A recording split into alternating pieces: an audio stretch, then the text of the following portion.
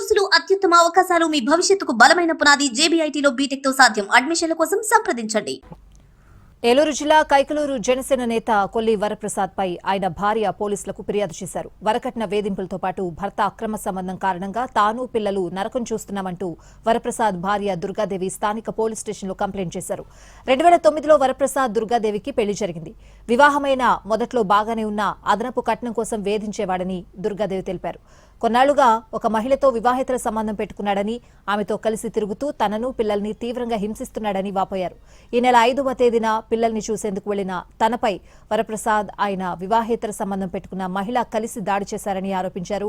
తన పిల్లల్ని బలవంతంగా లాక్కున్నారని, అధికార బలంతో చంపేస్తామని బెదిరిస్తున్నాడని ఆవేదన వ్యక్తం చేశారు.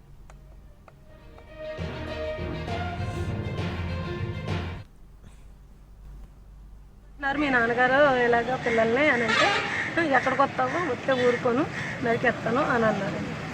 అదేంటండి అలా మాట్లాడతారు, మీరు నేను ఎలాగో విడిపోయాము, ఆ బిడ్డలు కూడా దూరం చేస్తారా నాకు అని చెప్పి నేను ఎంతో బాధపడితే నువ్వు నాతో ఆర్గ్యుమెంట్ చేయకు అని చెప్పేసి ఫోన్ పెట్టేసాను. నేను రికార్డ్ కూడా చేసుకోలేదు. చేసుకుంటే అది మీకే అనిపించింది.